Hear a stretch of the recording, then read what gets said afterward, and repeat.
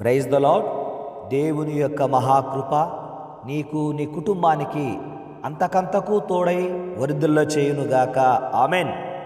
ఈ దినము దేవుడు బయలుపరిచిన వాగ్దానము, దేవుని ఆశీర్వాదము ద్వారా నీ కుటుంబము వర్ధిల్లును. ఆమెన్.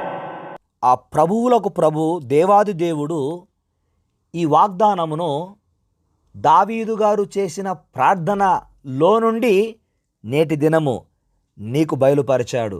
సమూయేలు 2వ గ్రంథము 7వ అధ్యాయము 29వ వచనములో దావీదు దేవుని యందు ఉన్న విశ్వాసమును వెల్లడి చేసి దేవుని సన్నిధిలో చేసిన ప్రార్థన, దయచేసి నీ దాసుడనైన నా కుటుంబము నిత్యము నీ సన్నిధిని ఉండునట్లుగా దానిని ఆశీర్వదించుము.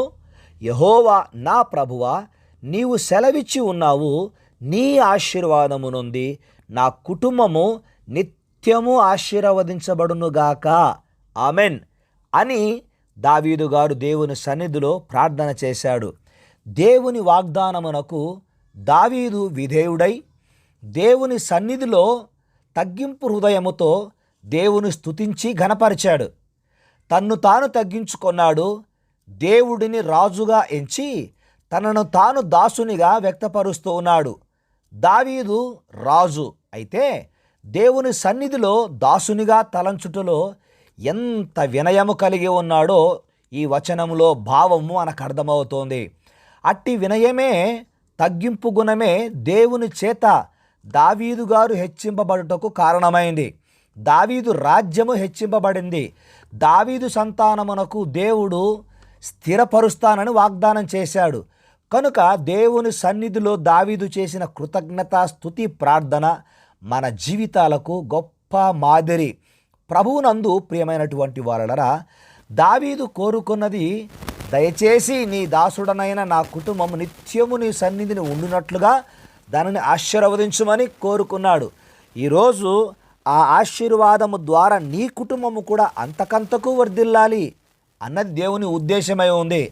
దేవుడు దావీదు సింహాసనమును నిత్యము ఉంచుతానని వాగ్దానం చేస్తే దావీదు తన కుటుంబము నిత్యము దేవుని సన్నిధిలో ఉండునట్లు ఆశీర్వదించమని ప్రార్థించాడు.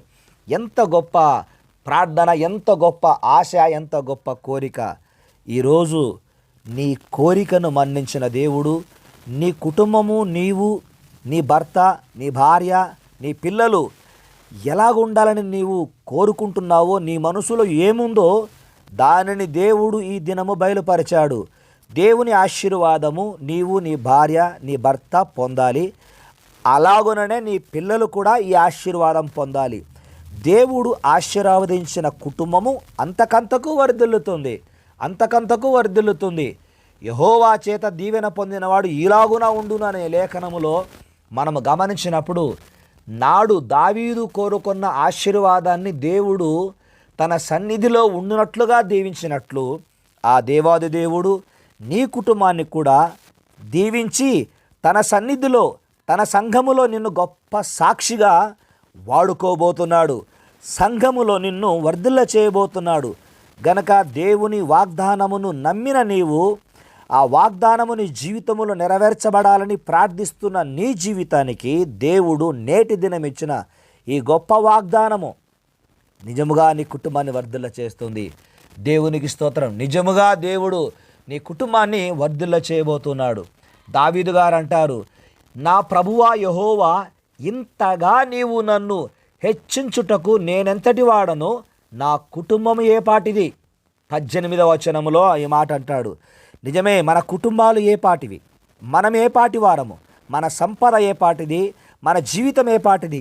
అలాంటి నీ జీవితాన్ని, అలాంటి నీ కుటుంబాన్ని దేవుడు హెచ్చించబోతూ ఉన్నాడు. దేవుడు నీ కుటుంబాన్ని బలపరచబోతున్నాడు.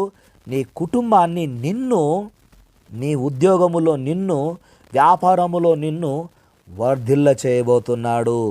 ఆమెన్. అట్టి దేవుని కార్యము, ఆ దేవుని కృప నీ జీవితములో, ఈ వాగ్దానము సదా తోడై ఉండి కార్యము జరిగించునుగాక. ఆమెన్. ప్రార్థించుకుందాం. పరిశుద్ధుడువైన మా ప్రభు, మీకు వందనాలు, స్తోత్రాలు చెల్లిస్తూ ఉన్నాం. నేటి దినము మీ ప్రియ బిడ్డలకు మీరిచ్చిన వాగ్దానము, నాడు దావీదు గారు విన్నపము చేశాడు, విజ్ఞాపన చేశాడు, వేడుకున్నాడు.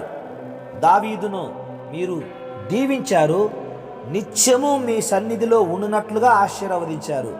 ఆ సన్నిధి నేటి దినము మీ ప్రియ బిడ్డలు కూడా అనుభవించాలనే ఉద్దేశముతో ఆశీర్వాదము ద్వారా, నీ ఆశీర్వాదము ద్వారా వారి కుటుంబం వర్ధిల్లుతుంది అని తెలియచేసినందుకు స్తోత్రాలు, కోట్ల కొలది వందనాలు చెల్లిస్తూ మీరిచ్చిన ఈ వాగ్దానమును వారి జీవితంలో నెరవేర్చి యేసు క్రీస్తు నామమున మీరు మహిమను పొందమని క్రీస్తు పేరట ప్రార్థించి వేడుకుంటున్నాము తండ్రి. ఆమెన్. తండ్రి, కుమార, పరిశుద్ధాత్ముని యొక్క సన్నిధి, సహాయము, సహవాసము నీకు ఇప్పుడు ఎల్లప్పుడూ సదాకాలము తోడై ఉండి నడిపించునుగాక. Amen. Amen. May God bless you.